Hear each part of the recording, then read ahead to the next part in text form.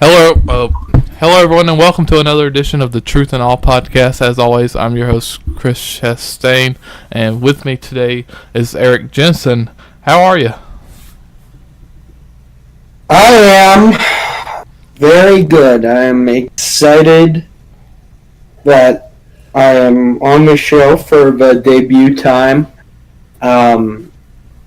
That we have the shows lasted this long. I'm excited you finally have an episode up. Feels like it's been a while since the last episode came out. So yeah, I'm excited. I'm excited to be on. If I can make you produce episodes, then I'm all about it.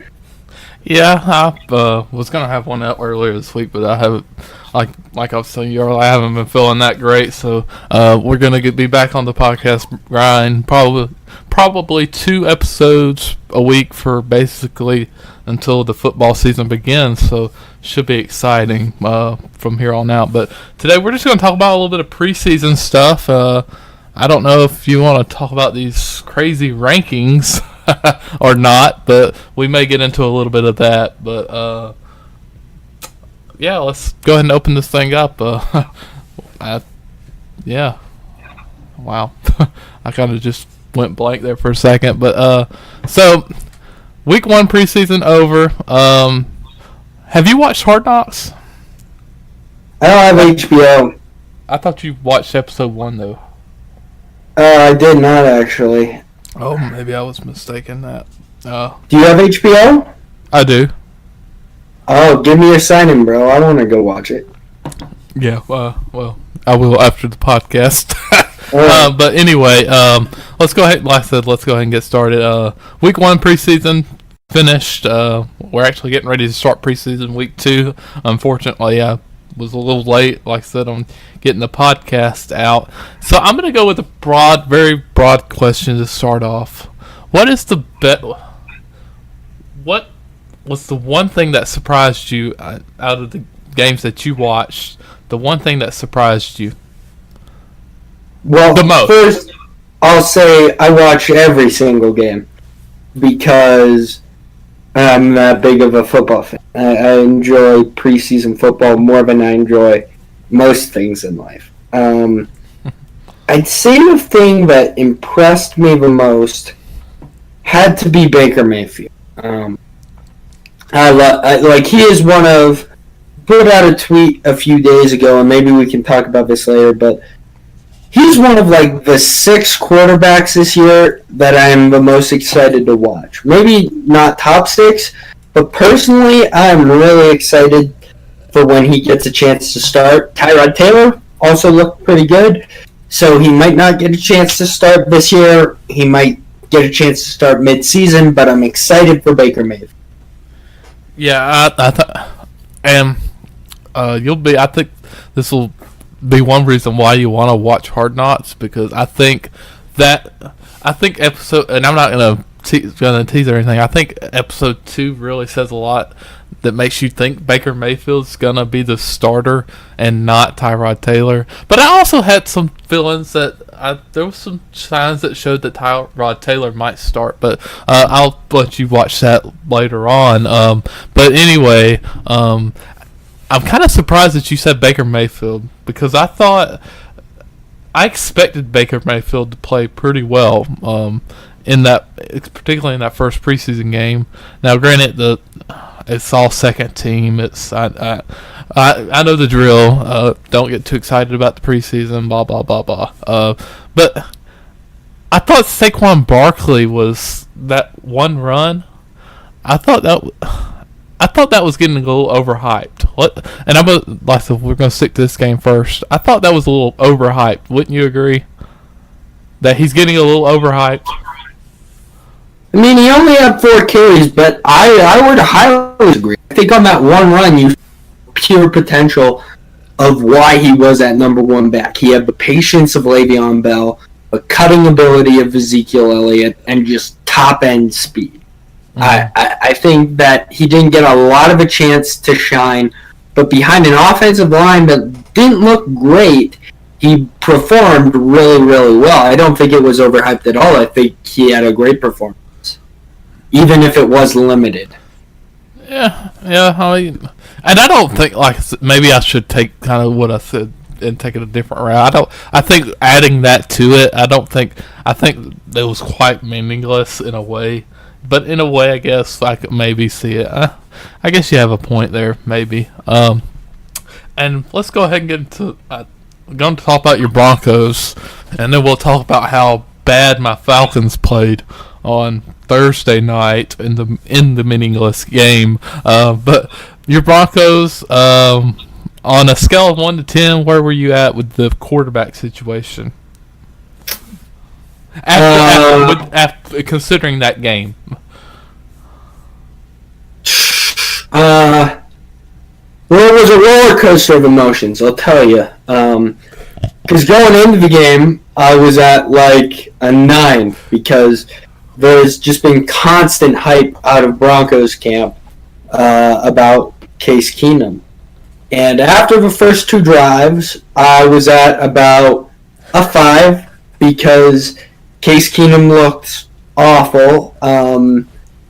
But then I remembered, hey, it's just a preseason. Like, I don't take anything away from quarterback play unless you're a rookie in the preseason. I really don't. And I think Case Keenum's just getting to know his receivers. I think he's going to perform well this year in general. He might not be a barn burner, but he's not going to be a bad quarterback.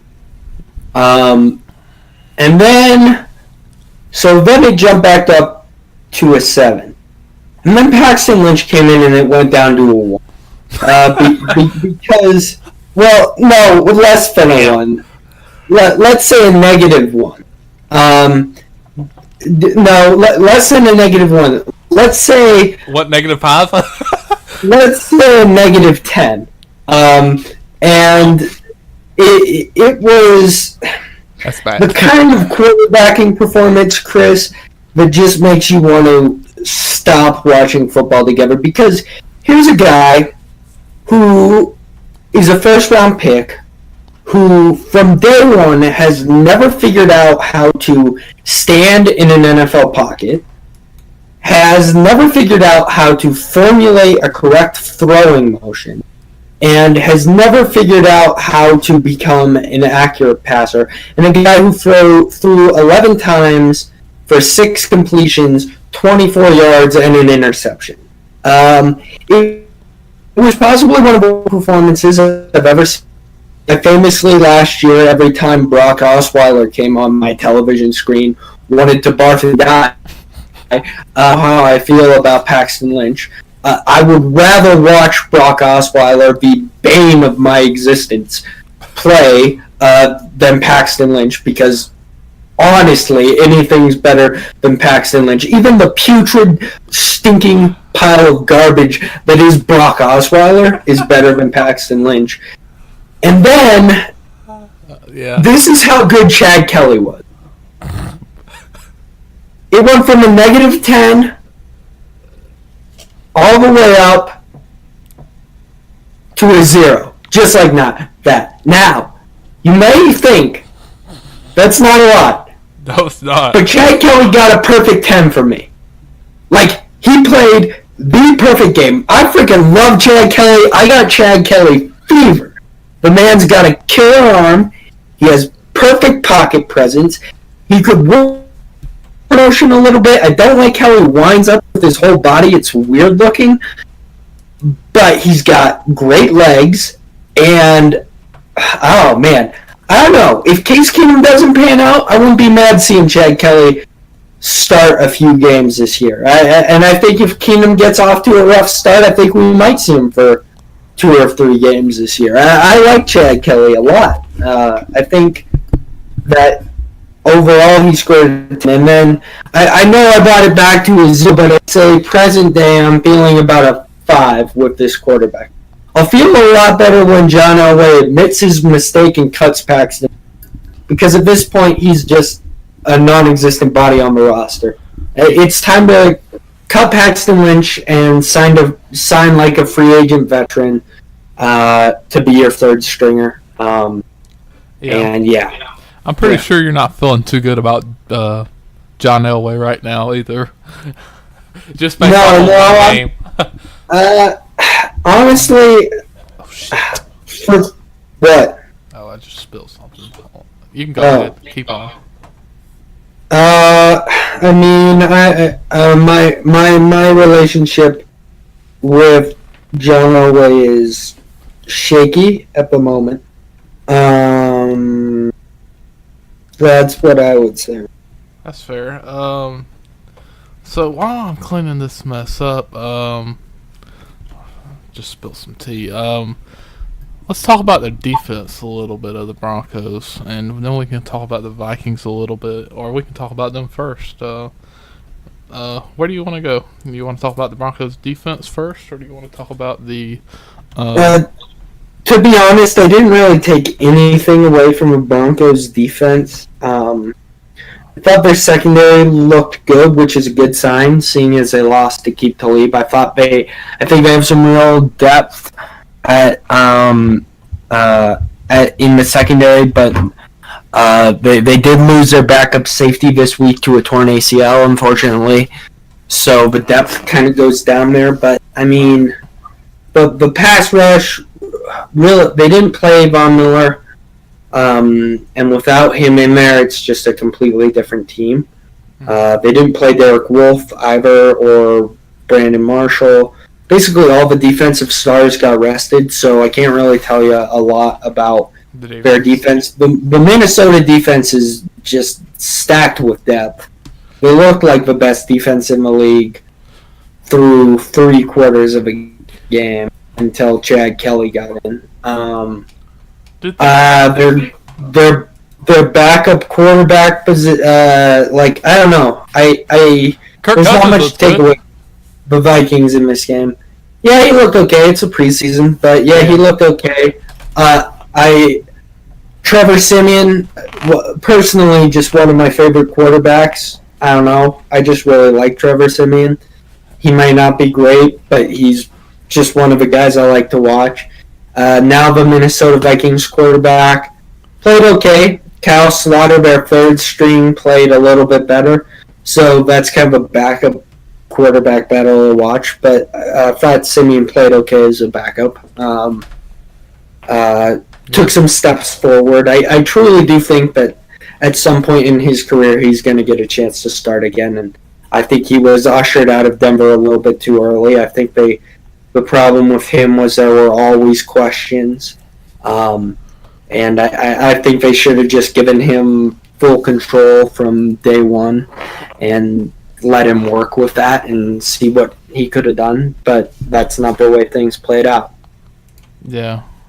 All in all, I thought it was a pretty decent game, but just because I know that the Isaiah McKenzie run, that was pretty exciting to watch. But anyway, let's kind of move on from the Broncos and the Vikings. Well, let's go to a game that I don't really want to talk about just because it's frustrating. A little bit in a way. Now, and I kind of kept my cool just because it's meaningless. The Falcons and the Jets.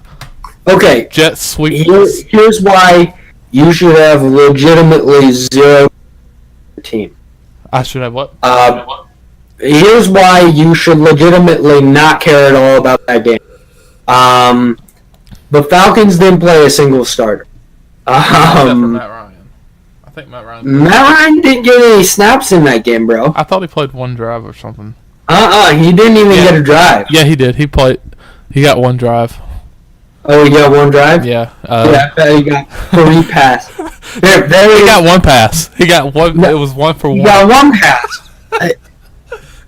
That's why. Bro, I don't see how you can take anything away from the Falcons in this game. Like, you shouldn't be upset at all. Like, that's why what you should have been doing is marveling at Sam Darnold, who played really well. He has some room to improve, but I think he played really well. You should have also really enjoyed watching Teddy Bridgewater. Yeah. I think that's a super tight quarterback battle as much as people want to give it to Darnold, because Bridgewater played super well as well. But yeah, I don't think there's anything you can take away from the Falcons, and that's not a bad thing.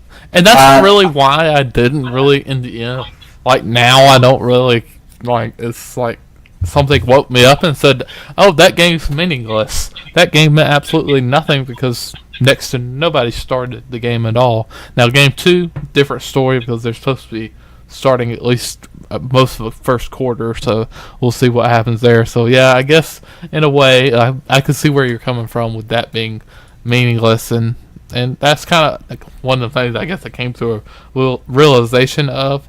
Now let's kind of move on to the next game. Now I'm kind of going to the teams with the top backup quarterbacks, like the Josh Rosens, mainly the first rounders. So with that being said, I'm going to go the Cardinals and the Chargers. Cardinals win 24-17. Scores meaningless, but what did you see out of Josh Rosen? Now I know you've been a Josh Rosen guy. I'm pretty sure, right? Like you've been kind of hot. Yeah. Okay. Yeah, I thought so. So here's the thing with Josh Rosen. For the circumstance he was in, he played the best game possible. He didn't make any killer mistakes. He wasn't as flashy as the other quarterbacks, but he was consistent even when the starters were in, and it really concerns me because I was going to last a week behind that offensive line. Arizona's offensive line is one of the worst I've ever seen. It's bad. It really is. Their center after losing AQ Shipley, if you watch the game film, even the highlights, every single snap Josh Rosen got out of a shotgun was low. And that's not a good thing. It's hard to take away anything from... I don't know. I think Josh Rosen's going to see a lot of playing time. Yeah. And I think he's going to get hit a lot. And I think he's going to have the hardest route of any quarterback to kind of progress to that next stage in his development. On the defense, I get that the offensive line is bad, but the secondary is so deep. Even their second stringers shut everything down. The Chargers' defense is so good. Yeah, it's the best in the AFC. It's not even close. And it's not even on paper. You can't even say, oh, it's just that way on paper anymore, Chris. Because now they've proved it. Like, if you get a chance, watch the highlights firsthand. I saw some of the pitiful offensive line play out of Arizona. I did see that. The center was absolutely awful. I'm telling you. It's embarrassing. Okay, we haven't talked in a while. You still sleeping on the Chargers? Yeah. I'm sleeping on them. I think... Look, what are you doing with your life, man? Look, I think they're going to be at 9-7. I think they're going to surface around 10. And I'm probably wrong. This season I'll be wrong because last season they did the same thing. But I just think the Chargers are going to charge again. You know what that means? Something's going to happen. They're going to either lose the first 2 or 3 games or the last 2 or 3 games, or there's going to be some games that they lose that keeps them out of the playoffs. Barely. That's the way I feel. Yeah. Where are you at on them right now? Like, prediction-wise? Predicting what the record would be. Deep down inside, it's 12-4. But I think they're probably 11. Which talent-wise, if you go by talent, they should be 12 win team. Well, I go by talent. That's the only way to go in the offseason. I don't. Not with this team. I don't. It's hard to. It's hard because every season they're a team that you have to watch for. Yeah, but they don't. They just don't do anything. They just barely miss the playoffs, or if they make the playoffs, they just don't play that well. It's always something. That's why I don't really buy into them again this season.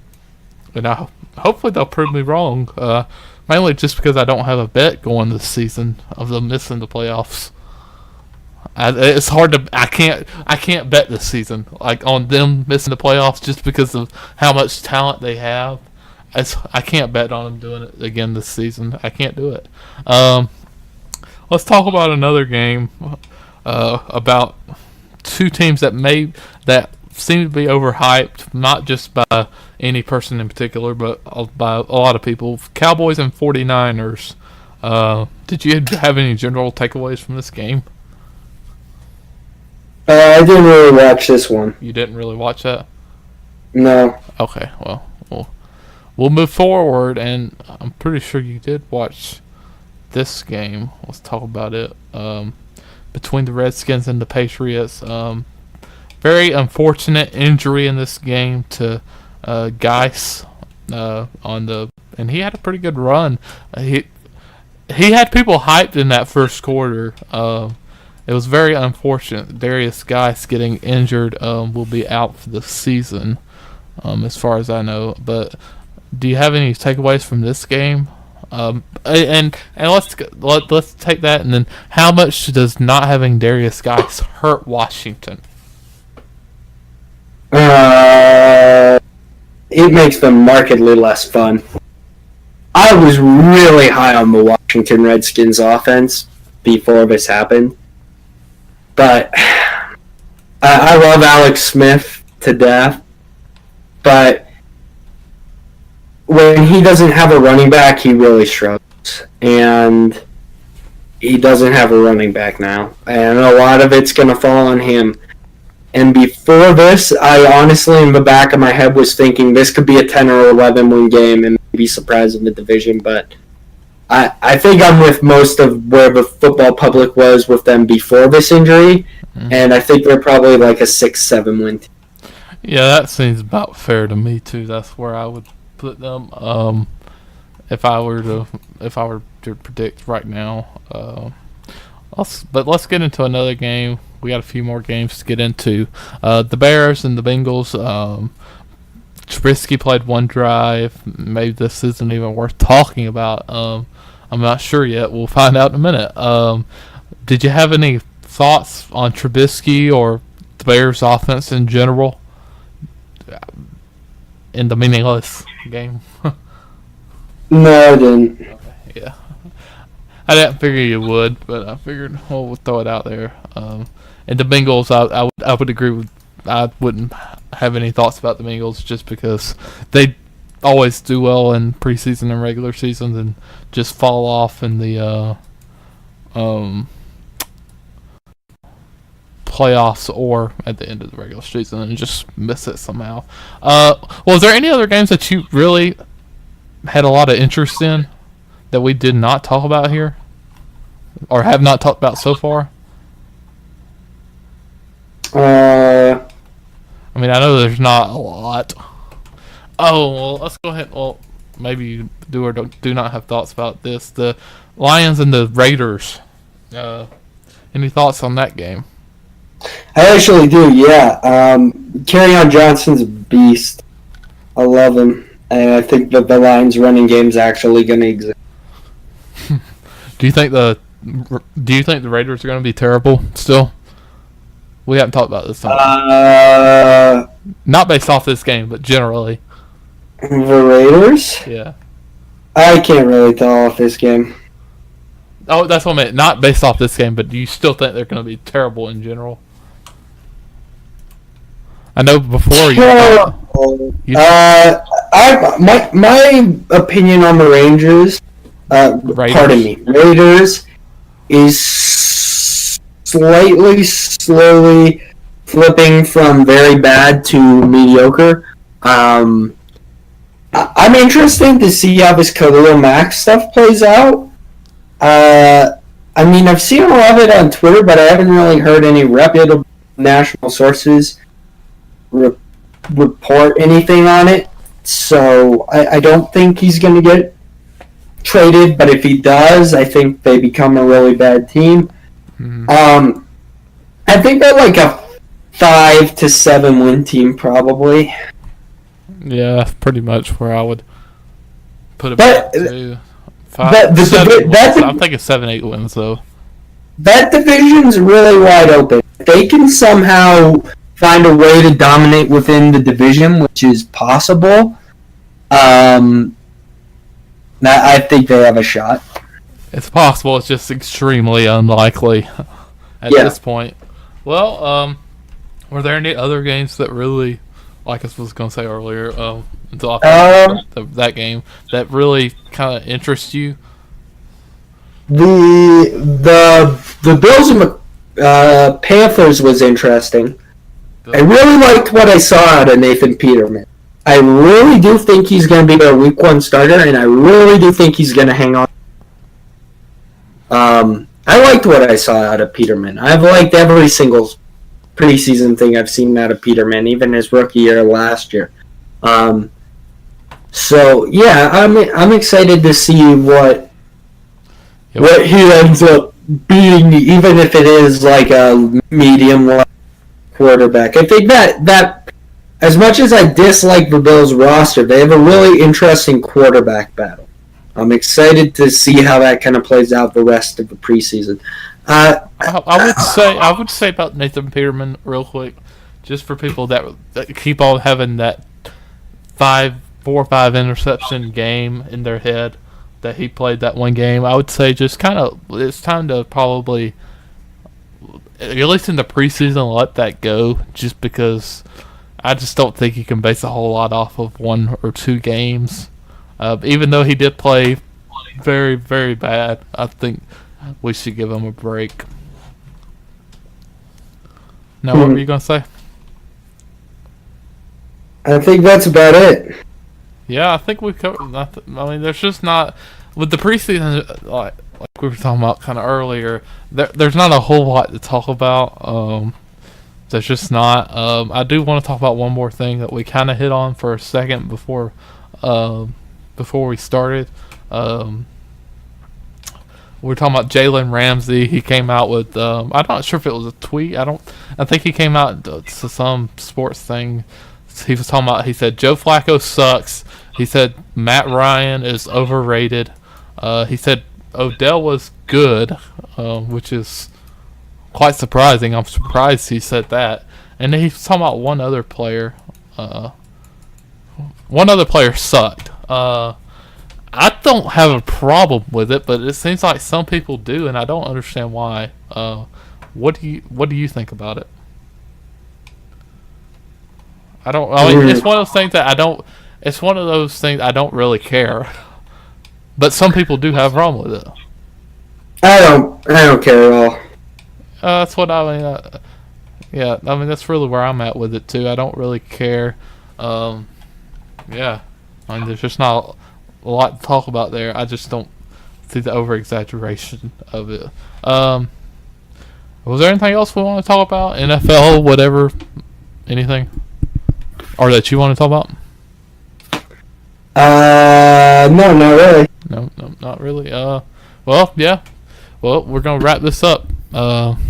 Thanks to everybody for joining us today. Of course, you can follow Eric at Eric18Utah on Twitter.